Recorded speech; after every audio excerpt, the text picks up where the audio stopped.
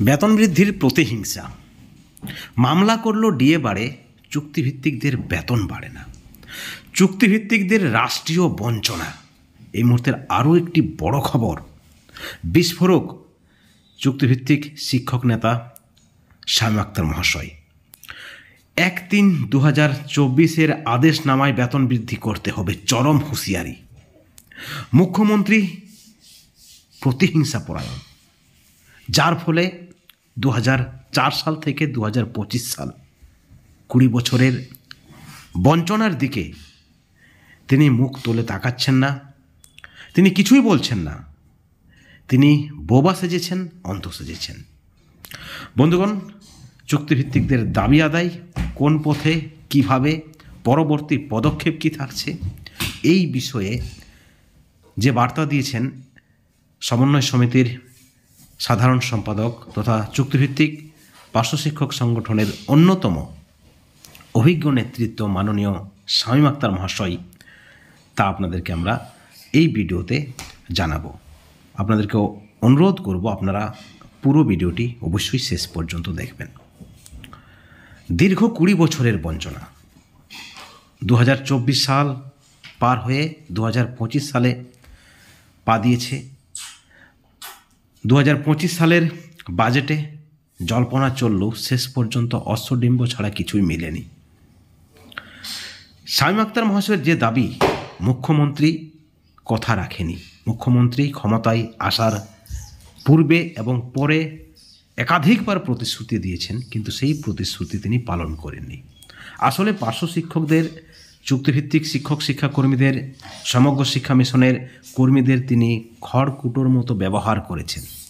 যখন কেউ বিপদে পড়ে তখন দেখবেন যা পায় হাতে তাই ধরার চেষ্টা করে, খড়কুটো, ডাল, পাতা, এবং তা দিয়ে তিনি বাঁচার চেষ্টা করে।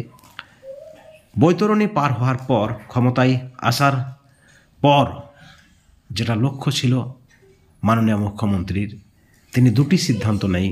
একটি সিদ্ধান্ত সিঙ্গুরের জমি ফেরত, ঠিক অপরটি হচ্ছে পার্শ্ব শিক্ষকদের স্থায়ীকরণ ধাপে ধাপে 3 বছরের মধ্যে। কিন্তু তিনি কোনো প্রতিশ্রুতি পালন করেননি। তারপরে তিনি কি করেছেন? প্রতিশ্রুতি পালন করা তো দূরের কথা, তিনি প্রতিহিংসা পরায়ণ হয়েছে। রাজ্যের কন্ট্রাকচুয়াল যারা রয়েছেন, কর্মী যারা রয়েছেন কন্ট্রাকচুয়াল চুক্তিভিত্তিক, তাদেরকে 1/3/2024 আদেশনামায় তিনি তাদেরকে অন্তর্ভুক্ত করেছেন এবং তারা 5 বছর, 10 বছর, 15 বছর, 20 বছরের এক্সপিরিয়েন্স অনুসারে বেতন বা ভাতা পাচ্ছে। বাজেটের কিছুদিন আগেও একটি দপ্তরকে এই আদেশনামায় অন্তর্ভুক্ত করা হয়েছে, কিন্তু পার্শ্ব শিক্ষকদের অন্তর্ভুক্ত করা যাবে না, এসএসকে এমএসকেদের অন্তর্ভুক্ত করা যাবে না, শিক্ষাবন্ধুদের অন্তর্ভুক্ত করা যাবে না। এর কারণ কি? এর কারণ প্রতিহিংসা পরায়ণ। মুখ্যমন্ত্রী পার্শ্ব শিক্ষকদের প্রতিহিংসা করছে।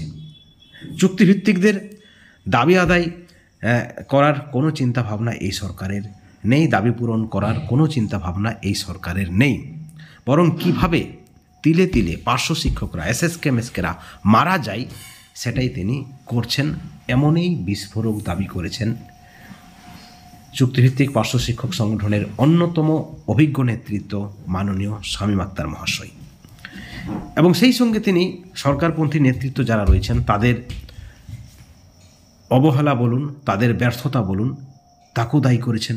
এবং সরকারপন্থী নেতৃত্বরা মাঝে মধ্যে যে কথাটা বলে থাকেন সেটা হচ্ছে চুক্তিভিত্তিকদের, পার্শ্ব শিক্ষকদের অন্যান্য সংগঠনের নেতৃত্বরা, অন্যান্য সংগঠনের পক্ষ থেকে নাকি মামলা করা হয়েছে, একাধিক মামলা কলকাতা হাইকোর্টে।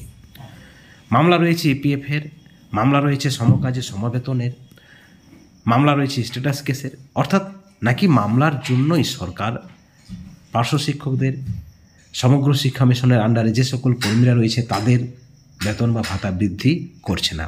মামলার কারণেই নাকি পার্শ্ব শিক্ষকদের বা সমগ্র শিক্ষার অধীনে কর্মরত সকল কর্মীদের 1/3/2024 আদেশনামায় অন্তর্ভুক্ত করছেন না। এখন প্রশ্ন হচ্ছে, তাহলে কি মামলা করলেই সব দায়, সব দোষ কি চুক্তিভিত্তিকদের? ডিএ নিয়েও মামলা হয়েছে, একাধিক মামলা গড়িয়েছে হাইকোর্ট থেকে সুপ্রিম কোর্টে। ডিএ নিয়েও আন্দোলন হয়েছে, এখনও আন্দোলনে বসে রয়েছেন সরকারি কর্মচারীদের একাংশ। তা সত্ত্বেও প্রতি বছর 2 বার ডিএ বাড়ছে। ডিএ বৃদ্ধিতে কোনো বাধা নেই, তাহলে ঠিক একইভাবে যেখানে বিচার্য বিষয় চুক্তিভিত্তিকদের যে মামলা সেটাও ডিএর বিষয়টাও বিচার্য বিষয়, তা সত্ত্বেও ডিএর বেলায় সব কিছু পাস এবং চুক্তিভিত্তিকদের বেতন বৃদ্ধি, তাদের ন্যায্য দাবি, তাদের ন্যূনতম ভাতা বৃদ্ধি, সেটা নাকি আইনি জটিলতায় ফেঁসে গিয়েছে। একই সঙ্গে আপনারা জানেন কেন্দ্র নাকি টাকা বন্ধ করে দিয়েছে, কেন্দ্র সমগ্র শিক্ষা মিশনের টাকা পাঠাচ্ছে না। কেন্দ্রের অভিযোগ রাজ্য সরকার সঠিকভাবে হিসেব দিতে পারছে না।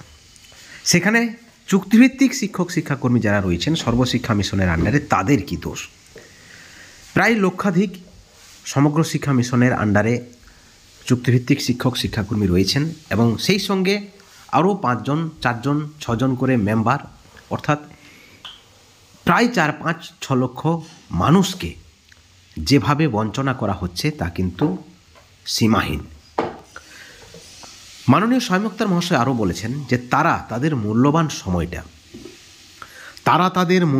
সময় 20 বছর ধরে রাষ্ট্রের উন্নতির জন্য দিয়েছেন, তারা শিক্ষাদান করেছেন, অর্থাৎ তাদের মূল্যবান সময়টা তারা রাষ্ট্রের সেবায় নিয়োগ করেছেন। তা সত্ত্বেও রাষ্ট্র তাদেরকে বঞ্চিত করছে। কেন্দ্র সরকার, রাজ্য সরকার, উভয় সরকারের কোনো হেলদোল নেই যাতে করে এই চুক্তিভিত্তিক পরিবারগুলো বেঁচে যায়। তাদের ছেলে মেয়েদের কি হবে, তারা কি খাবে ভবিষ্যতে, তাদের ভবিষ্যৎ কোথায়? বিনা চিকিৎসায় মারা যাচ্ছে।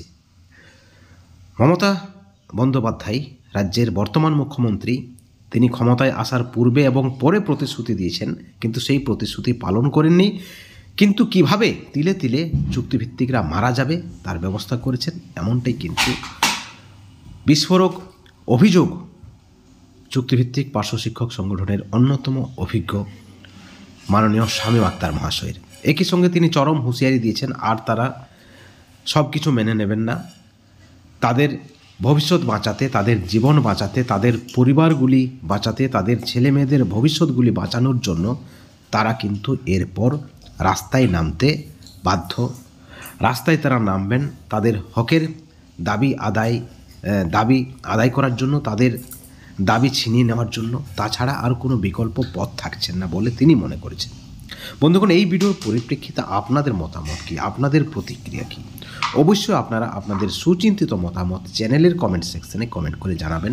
সকলে ভালো থাকবেন, সুস্থ থাকবেন। Thank you so much.